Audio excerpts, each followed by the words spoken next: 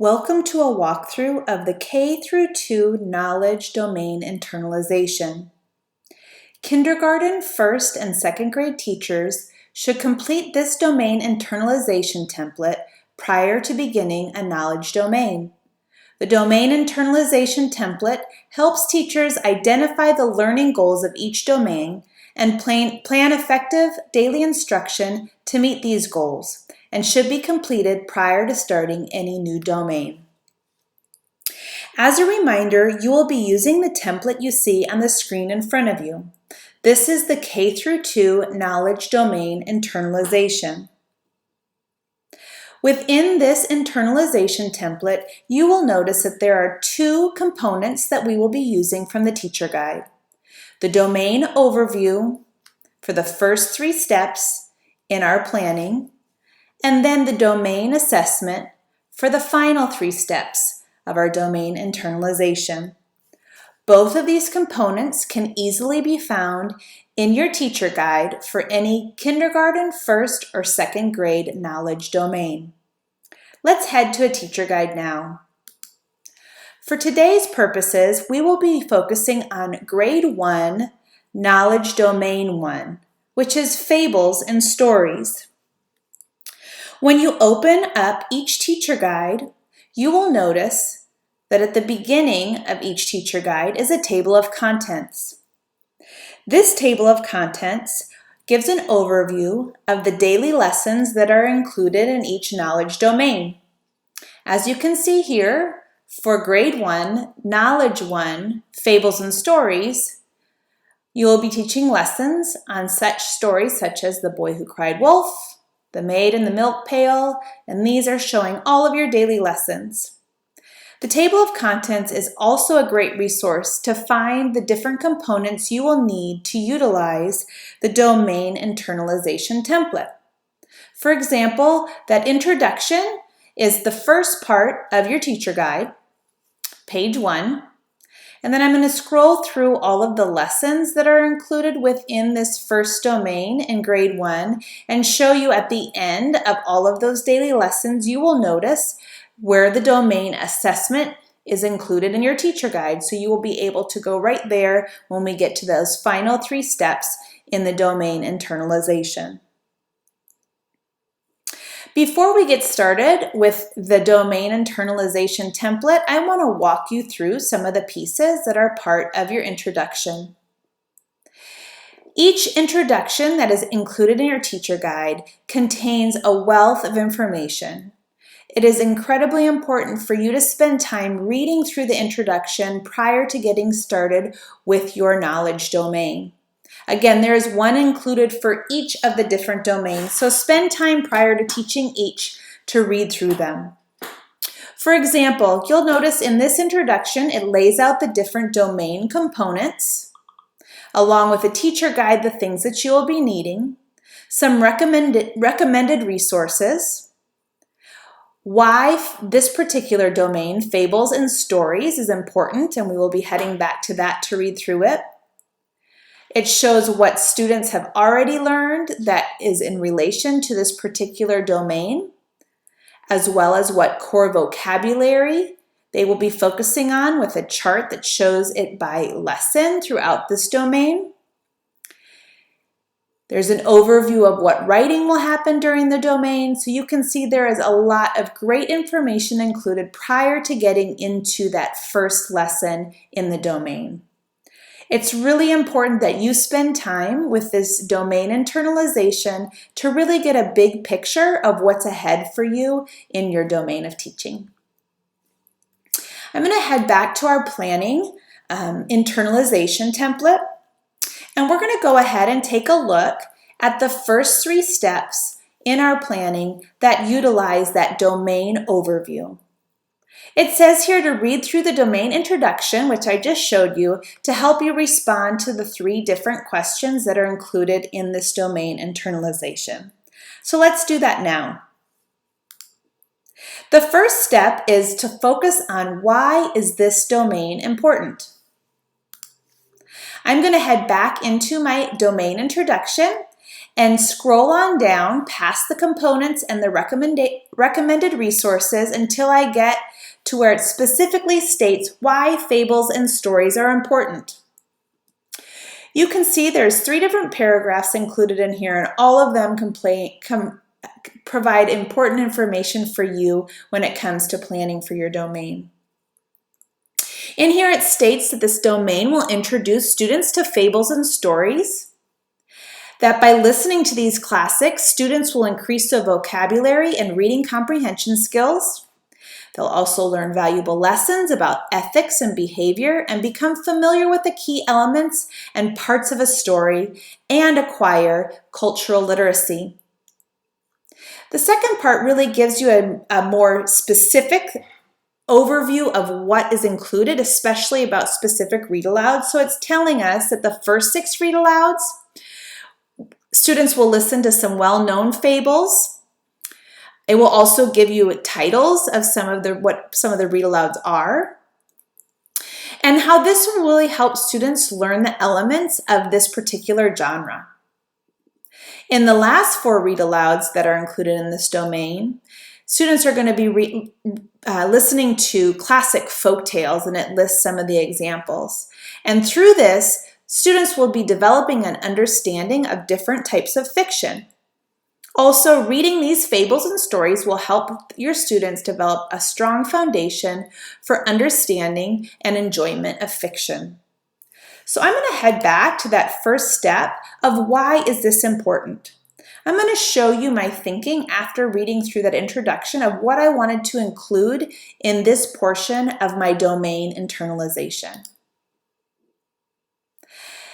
As we know, the knowledge domain is available in both English and Spanish, so I wanted to highlight that section from your teacher guide that lays out why this domain is important.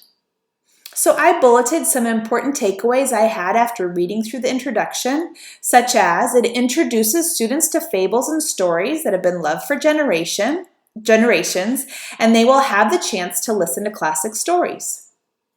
It's important because it develops a strong foundation and understanding of different types of fiction. It helps students acquire cultural literacy. It introduces them to classic folk tales and prepares them for later learning, such as an understanding of an op-ed that's coming up in a grade level after first grade. Now I'm going to look at what 3 key takeaways students should have by the end of the domain. Again, I'm going to go back into that portion where it tells me why they're important and really focus on what are those 3 to 5 key takeaways that they should have by the end. So some of the things that stood out to me as I was looking through this was that they would have that understanding of different types of fiction, become familiar with key elements and parts of a story. So I'm going to take you back to my knowledge domain internalization template and show you what notes I took away as I continued to read through that introduction. Again, I utilize that same portion in my teacher guide, which is available in both English and Spanish, as are all of the knowledge domain materials for both teachers and students. So I focused on 3 takeaways that students would have by the end. 1, this would help increase their vocabulary and reading comprehension skills. 2, students are going to be learning important lessons and morals through these stories. And then 3, they will become familiar with key elements and parts of a story that are specific to both fables and folk tales. Because I remember in that introduction, it let me know which read-alouds would be focusing on fables and which would be focusing on folk tales.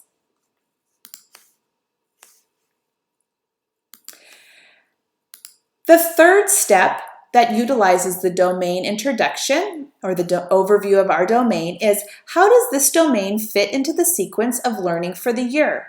How does it reinforce what has been taught in previous grades or prepare students for future grades? So let's focus on that portion in our teacher guide. I'm going to continue to go through that introduction, and you'll see that the next category or the next portion within my teacher guide really focuses on what students have already learned. The following domains and the specific core content that was targeted in those domains are particularly particularly relevant to the read aloud students will hear in fables and stories. It highlights that background knowledge that has been started in kindergarten. Remember, the knowledge domain is a background knowledge building curriculum, right? And so you can notice that in kindergarten, one of the domains was nursery rhymes and fables, and another one was stories. Because this is a first grade knowledge domain, we are only able to focus on what background knowledge was being built in kindergarten. But if you are a second grade teacher, you will also have reference to first grade and kindergarten. So you will have two grade levels that will be focused on when you're looking at kind of how this content has been built upon from grade level to grade level in that knowledge building curriculum. As you can see, I listed those pieces here. Again, I pulled them from this section, what students have already learned. It's specifically stated in your teacher guide. And I listed those different domains that have been taught in kindergarten that is reinforcing what my students will be learning in this first domain in first grade. We're going to move now on to the second page of our domain internalization template. And in this portion, we are going to go to the domain assessment. We're going to read through the domain assessment that's in the teacher guide to really help us focus our teaching. It's important to know what we are expecting our students to know by the end of the domain so that when we are teaching it, we are making sure we are teaching it in a way that they will be able to be successful on that domain assessment. So not only do we want to look at what the content is, but also I always feel it's important to look at how we are going to be asking our students to answer specific components in the domain assessment. So I make sure they're familiar with that prior to getting to the domain assessment. I'm going to scroll back up, or I'm going to hop back up to that table of contents that's included in the beginning of all of your knowledge domains, because again, this is a really quick and easy way to find where the domain assessment is within each unit. So you notice there's a domain review that's included, a domain assessment, and then there are some culminating activities, as well as teacher resources at the end of your teacher guide, all really important parts of your teacher guide. We're going to focus on that domain assessment, which is on page 132. So I'm going to take us there now. As you can see, the domain assessment is clearly laid out for you. It's telling us that this is evaluating each student's retention of both domain and academic vocabulary words and core content that was targeted in the fables and stories domain. There are 4 particular parts to this assessment, and it gives you some guidance as to how to administer the assessment. But then we want to really get into each part so we can see exactly what are our students being assessed on and how are they being assessed. You can also see that in the sidebar, it shows you which activity page you will be utilizing for specific parts of the domain assessment. I'm going to head back to my planning template so we can take a look at this first part of our planning using the domain assessment, which is what key content will students need to be successful on the domain assessment. So as I'm looking through this domain assessment, the first thing I'm noticing is that the first assessment is really focusing on different vocabulary words that we've used, that we've covered throughout the domain. Then as I continue to scroll down, I'm noticing that in the second part, and again, it's referencing specifically which TEKs are covered in each part of the assessment, but I'm noticing that the second part is asking students to answer questions about the different fictional stories that they've heard throughout the domain. It even shows which particular stories are going to have questions asked, and I want to read through each of these stories, or each of these questions. So for example, I'm going to be asking my students yes or no questions, where they are going to be on the activity page showing a thumbs up or a thumbs down, depending on if it's a yes or a no. So for example, the third question is asking, in the tale of Peter Rabbit, do Mr. McGregor and Peter Rabbit become good friends? And students will either be responding with a thumbs up or a thumbs down. They'll fill that out on their activity page in their student activity book. There are questions that I'm noticing that are really specific to the different genres of fables and folktales, as well as questions that focus on characters, settings, and plots. So not only just what those general terms are, but then also characters within the different stories that they heard. So as you can see, when I go back to how I filled this up, I wrote those specific takeaways that I had from looking over that domain assessment.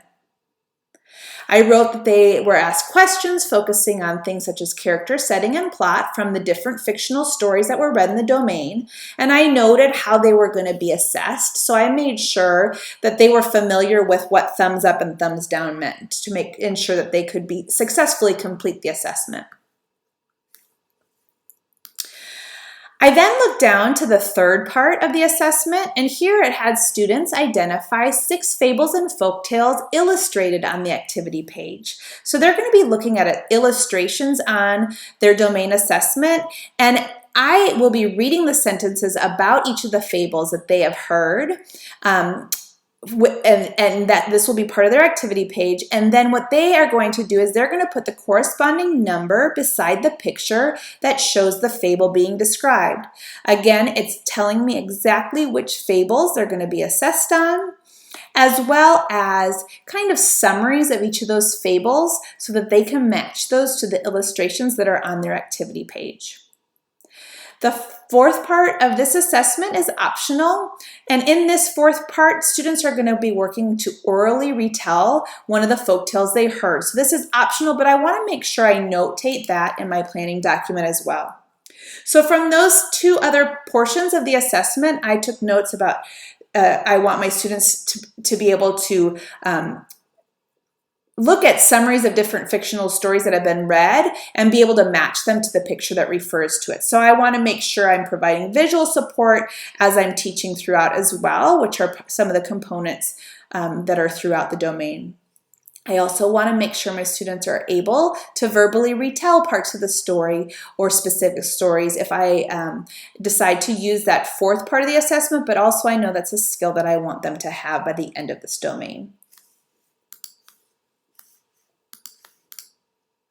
The next step utilizing the domain assessment is really looking at the key vocabulary. So let's go back. If you remember in the first portion of the assessment, it was all about different vocabulary, and you can see that it's bolded here. Things like personification, that's something that I will be teaching in this domain. Also, vocabulary such as satisfied or greedy, really describing probably the characters within the story. So I know exactly which vocabulary I really want to focus on so my students can be successful with this portion of the assessment. So what I did when I filled this out is I kind of broke it down into categories of those particular vocabulary pieces that were specific to stories and story elements, as well as just some of the additional vocabulary. This is almost going to be utilized as a checklist for me as I'm working through the domain to make sure I am covering these different vocabulary words, as well as making sure my students have a really solid internalized understanding of them at the end of the unit. Or at the end of the domain, sorry. Again, students will be using that thumbs up, thumbs down, so I want to make sure I am making them comfortable and familiar with that thumbs up, thumbs down response. The final part is really focusing on what literacy skills students need to be successful on the domain assessment. So as I was looking through, I was really looking at it from those literacy skills, such as story elements, being able to retell the story, using pictures to align to different summaries or statements about the different stories. So I gathered all of that information and decided to write 3 different kind of notes for myself. I need my students to be able to have that ability to understand and retell a story, those narrative skills. I want them to have a firm understanding of the vocabulary in specific relation to the story elements covered in the domain, and then that matching those illustrations that they were going to be doing as part of the assessment to the different story summaries. As you can see, as you are going through this K-2 Knowledge Domain Internalization, you will notice that there are several components that are included within each domain that really help you get a big picture understanding of what skills and content and objectives you will be teaching throughout each domain. That teacher guide really provides a great overview of the domain itself, but provides an introduction to the domain as well as an assessment of the domain that are both really important components to be looking at to help you frame your teaching to ensure that your students will be successful throughout the domain. We want them not only to be successful on the different skills that they will be assessed on at the end of the domain, but also how they will be assessed. So make sure you're looking at those pieces as well. As our example in this grade 1, domain 1, we want them to understand what thumbs up, thumbs down means so that when we get to that assessment, that's not blocking their ability to show you that they've mastered those particular objectives. Thanks so much for being a part of this walkthrough of the K-2 Knowledge Domain Internalization, and happy planning.